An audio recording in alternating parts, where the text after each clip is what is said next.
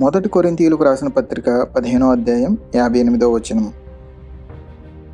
మీ ప్రయాసము ప్రభువునందు వ్యర్థము కాదని ఎరిగి స్థిరులను కదలని వారును ప్రభువు కార్యాభివృద్ధి యందు ఎప్పటికిని ఆసక్తులునై యుండుడి. ఆమెన్. 1 Corinthians chapter 15 verse 58.